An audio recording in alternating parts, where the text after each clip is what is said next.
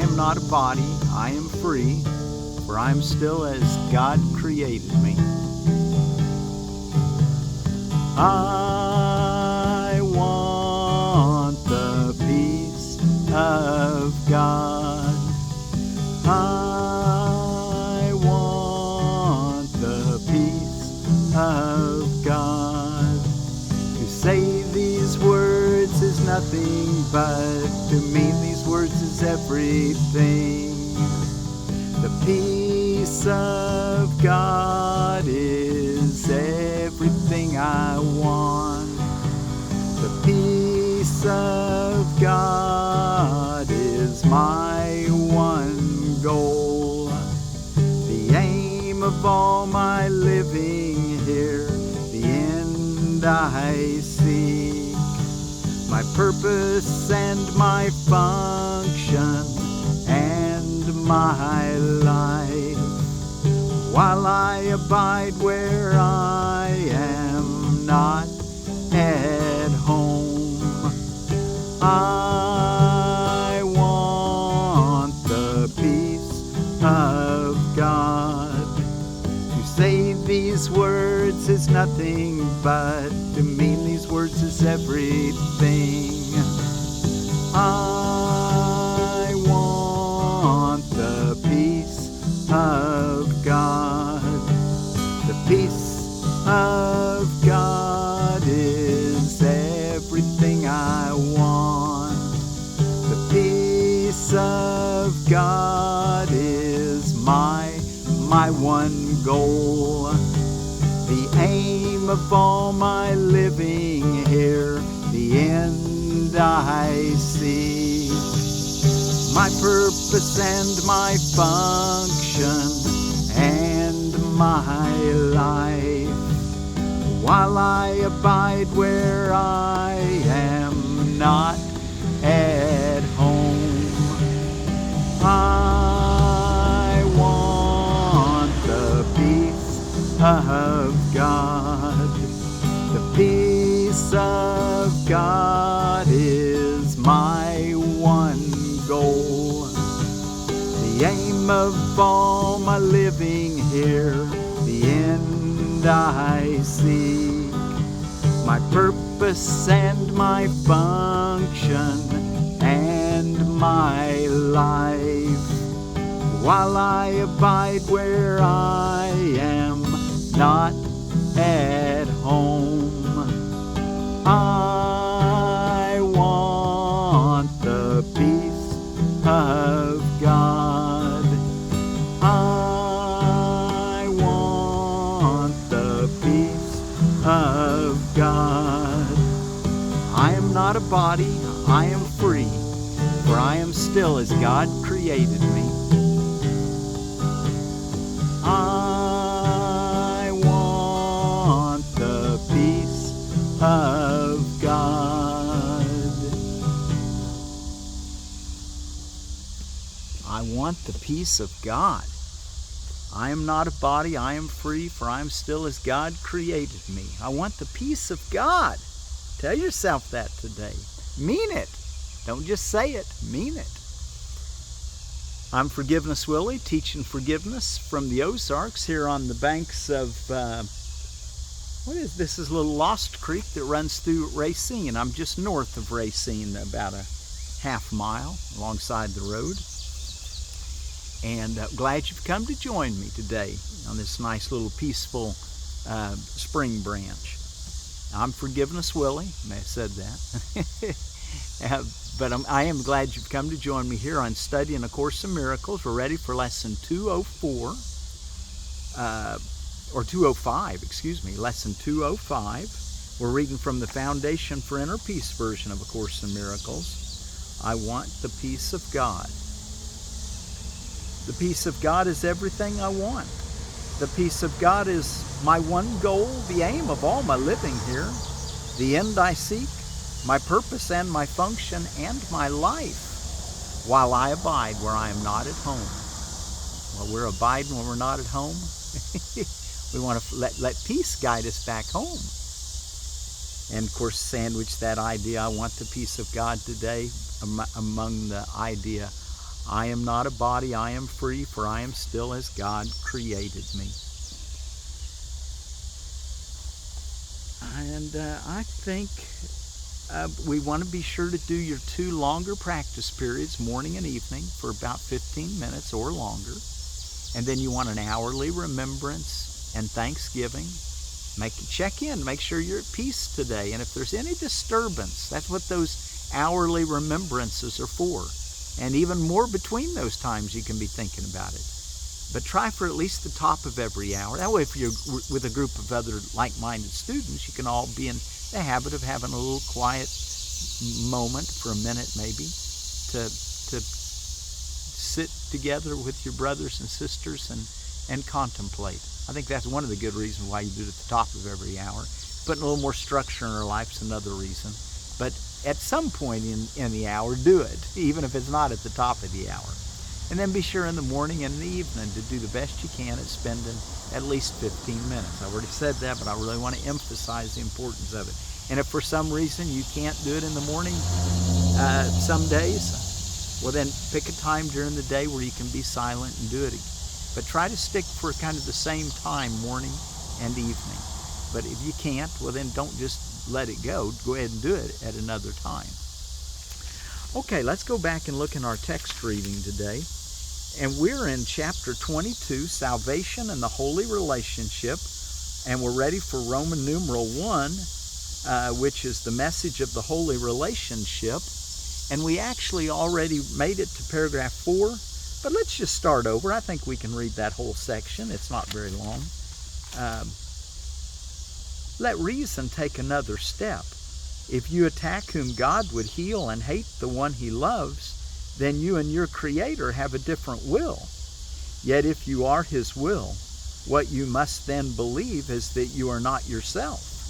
You can indeed believe this, and you do. And you have faith in this and see much evidence on its behalf. And where, you wonder, does your strange uneasiness, your sense of being disconnected, and your haunting fear of lack of meaning in yourself arise? It is as though you wandered in without a plan of any kind, except to wander off, for only that seems certain. Wandering around like the children of Israel in the desert, in the wilderness, for 40 years. Let's don't spend 40 years wandering, even though most of us probably have. Paragraph 2. Yet we have heard a very similar description earlier, but it was not of you. But still this strange idea which it does accurately describe, you think is you. Reason would tell you that the world you see through eyes that are not yours must make no sense to you. To whom would seeing such as this send back its messages? Surely not you, whose sight is wholly independent of the eyes that look upon the world. If this is not your vision, what can it show to you? The brain cannot interpret what your vision sees. This you would understand. The brain interprets to the body, of which it is a part. But what it says you cannot understand.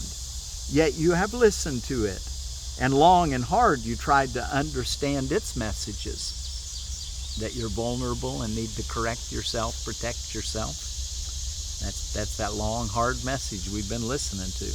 But that comes from a state of consciousness that we're starting to reconsider who is the answerer of these questions. And we want to be in touch with that, the dreamer, rather than think it's being done to us. We're the dreamer, and we can dream a world that's forgiven, or we can dream a world that hate is real. Paragraph 3. You have not realized it is impossible to understand what fails entirely to reach you. You have received no messages at all, you understand, for you have listened to what can never communicate at all. Think then what happens. Denying what you are, and firm in faith that you are something else, this something else that you have made to be yourself becomes your sight. Yet it must be the something else that sees, and as not you, explains its sight to you. That's that ego. that idol that you've made instead of your true identity. Yet if your eyes are closed and you have called upon this thing to lead you, asking it to explain to you the world it sees, you have no reason not to listen, nor to suspect that what it tells you is not true. Reason would tell you it cannot be true because you do not understand it. God has no secrets. He does not lead you through a world of misery, waiting to tell you at the journey's end why He did this to you. Wow, God has no secrets. He doesn't wait till the end and then tell you. You can know at any moment. What could be secret from God's will? This is paragraph 4. What could be secret from God's will? Yet you believe that you have secrets. What could your secrets be except another will that is your own apart from His? Reason would tell you that this is no secret that need be hidden as a sin, but a mistake indeed. Let not your fear of sin protect it from correction, for the attraction of guilt is only fear. Here is the one emotion that you made, whatever it may seem to be. The one emotion you made, the emotion of fear. Here is the one emotion that you made, whatever it may seem to be. This is the emotion of secrecy, of private thoughts, and of the body. This is the one emotion that opposes love and always leads to sight of differences and loss of sameness. Here is the one emotion that keeps you blind, dependent on the self you think you made to lead you through the world it made for you. Paragraph 5. Your sight was given you along with everything that you can understand. You will perceive no difficulty in understanding what this vision tells you, for everyone sees only what he thinks he is. And what your sight would show you, you will understand because it is the truth. Only your vision can convey to you what you can see. It reaches you directly, without a need to be interpreted to you. What needs interpretation must be alien. What needs interpretation must be alien. Nor will it ever be made understandable by an interpreter you cannot understand. Paragraph 6. Of all the messages you have received and failed to understand, this course alone is open to your understanding and can be understood. You see why we read it over and over? Of all the messages you have received and failed to understand, this course alone is open to your understanding and can be understood. This is your language. You do not understand it yet only because your whole communication is like a baby's. The sounds a baby makes and what he hears are highly unreliable, meaning different things to him at different times. Neither the sounds he hears nor sights he sees are stable yet. But what he hears and does not understand will be his native tongue. But what he hears and does not understand will be his native tongue, through which he will communicate with those around him, and they with him. And the strange shifting ones he sees about him will become to him his comforters, and he will recognize his home and see them there with him. 7.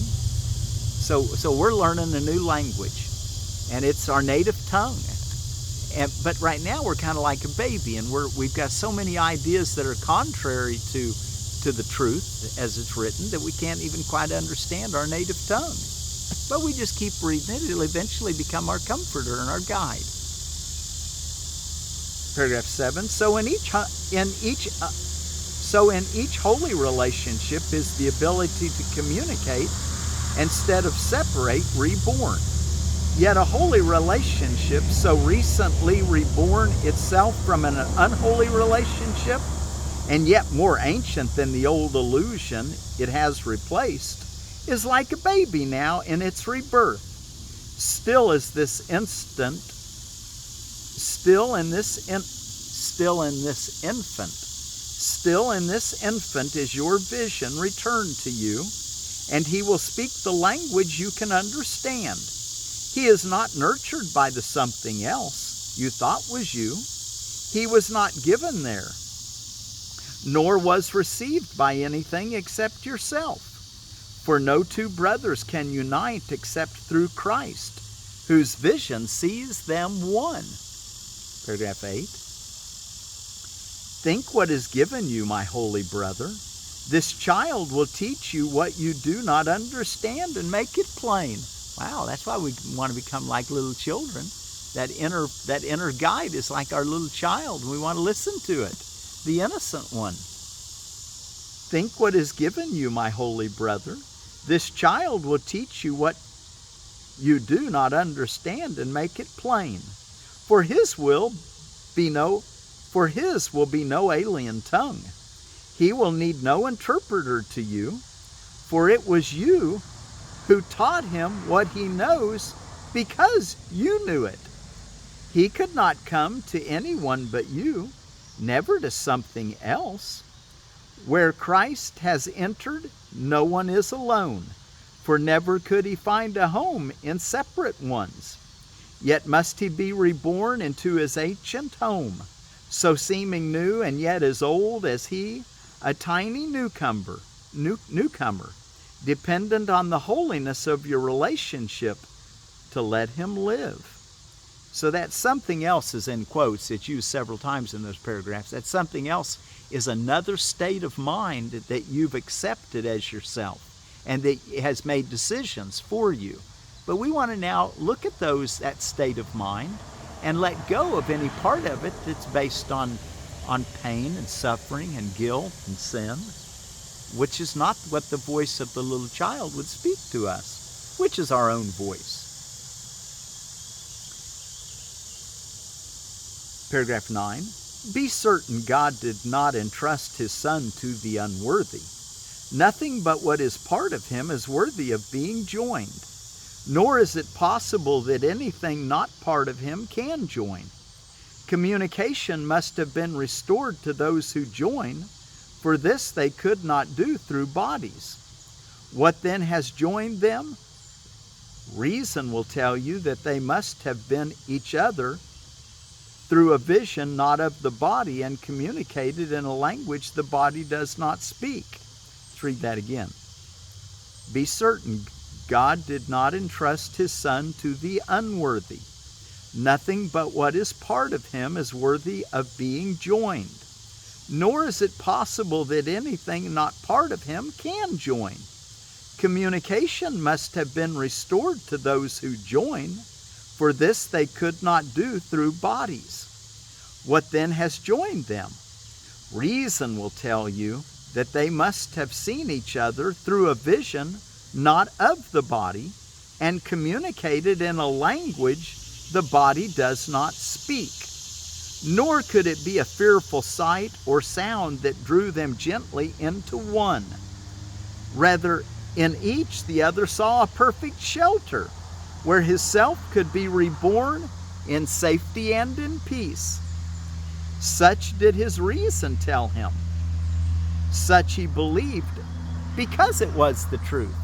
So you're going to see all your good in your brother, and you'll realize that in this relationship, you can be reborn into the holiness that you are, because you've learned to see your brother as yourself, and you've learned to see yourself as holy. Therefore, you see them as holy.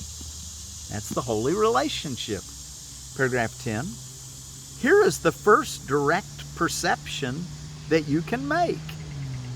You make it through awareness older than perception, and yet reborn in just an instant. For what is time to what was always so? Think what that instant brought. The recognition that the something else you thought was you is an illusion. And truth came instantly to show you where yourself must be. It is denial of illusions that calls on truth, For to deny illusions is to recognize that fear is meaningless. Into the holy home where fear is powerless, love enters thankfully, grateful that it is one with you who joined to let it enter. Into the holy home where fear is powerless, love enters thankfully, grateful that it is one with you who joined to let it enter. So we're not going to use fear to navigate anymore. We're going to use love. And we're going to see love in our brother and not be afraid of them. That's where we get the miracle when we need it. A new perception, a way of seeing holiness, the kingdom of heaven. It is now. No secret thoughts that you'll be told later. That's what reason will show you. And the last paragraph, 11. Christ comes to what is like himself, the same, not different, for he is always drawn unto himself. What is as like him as a holy relationship, and what draws you and your brother together draws him to you. Here are his sweetness and his gentle innocence, protected from attack.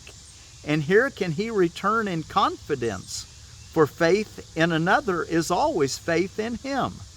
You are indeed correct in looking on your brother as his chosen home, for here you will with him and with his Father. For here you will with him and with his Father. Back up on paragraph sentence again. Paragraph 7 sentence. You are indeed correct in looking on your brother as his chosen home. In other words, to look on your brother as God's chosen home, you're correct in that. So see God in your brother is what he's saying. You are indeed correct in looking on your brother as his chosen home, for here you will with him and with his Father. This is your Father's will for you and yours for his. And who is drawn to Christ is drawn to God, as surely as both are drawn to every holy relationship, the home prepared for them, as earth is turned to heaven. So there's where heaven comes to earth, is in your holy relationship. See your brother as yourself. Love your neighbor as yourself. And there you make it into a holy relationship where fear is not a part of it. And reason is, love is. Okay, well, all day today, be sure to tell yourself, I'm not a body, I am free, for I am still as God created me. I want the peace of God. Let that be in every relation. Don't avoid anybody to have the peace of God. See them without fear. The peace of God is everything I want. The peace of God is my one goal, the aim of all my living here, the end I seek, my purpose and my function and my life, while I abide where I am not at home. I want the peace of God. Okay, I want the peace of God. What's going on? And then, of course, close with the idea, I am not a body, I am free, for I am still as God created me. Okay, what's going on around the world as far as holidays and holy days and observances? Well, for the Mormons, it's Pioneer Day, which was when the Mormons first reached Salt Lake Valley in Utah. Pioneer Day. Amelia Earhart Day, it's July 1st. July 2nd, she disappeared over the Pacific, is what's understood. She was trying to circumnavigate the globe with her navigator, Fred Noonan, and they disappeared in 1937, July 2nd. She took off on July 1st, I think, anyway, from the United States. But anyway, Amelia Earhart Day, Cousins Day,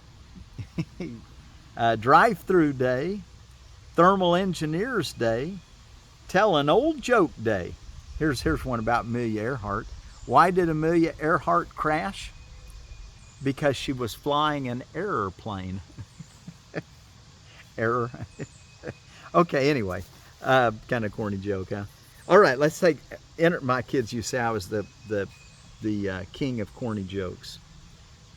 Okay, Enterprise Apple The enterprise apple, the Malus domestica, may be a different species than domestica according to Edible Landscaping. It's some species. But anyway, the enterprise apple.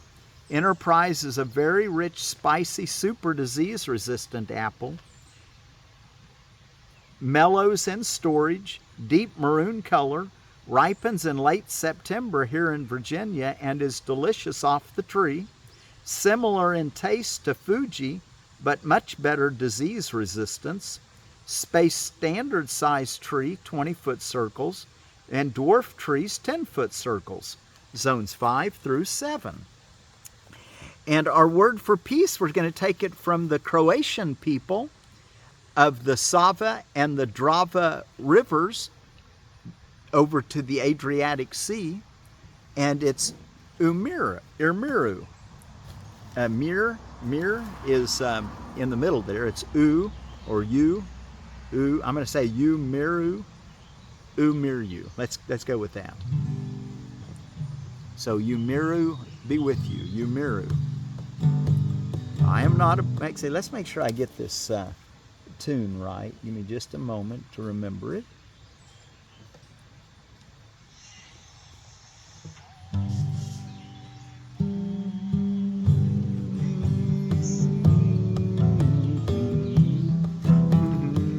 I want the peace of God.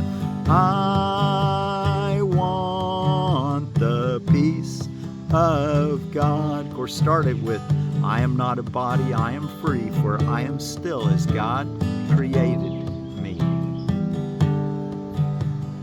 I want the peace of God.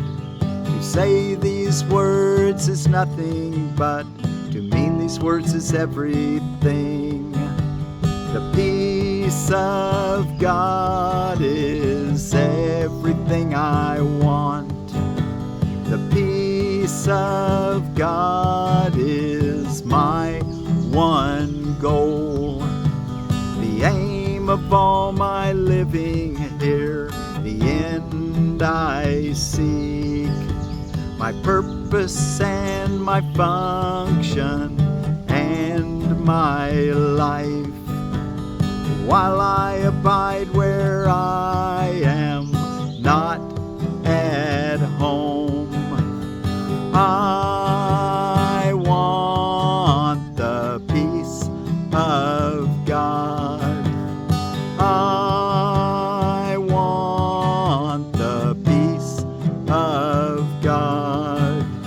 To say these words is nothing, but to mean these words is everything. The peace of God is everything I want. The peace of God is my one goal. The aim of all my living here, the end I seek. My purpose and my function and my life. While I abide where I am, not at home. I want the peace of God.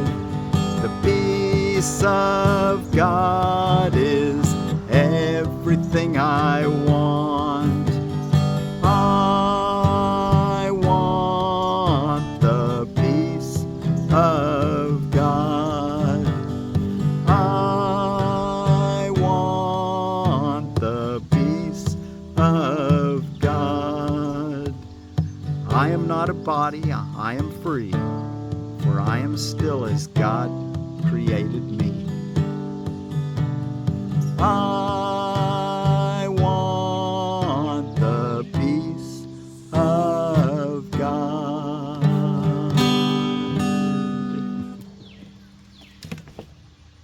Miru. I want the peace of God. Sandwiched between the idea, I am not a body, I am free, for I am still as God created me. I want the peace of God. Miru.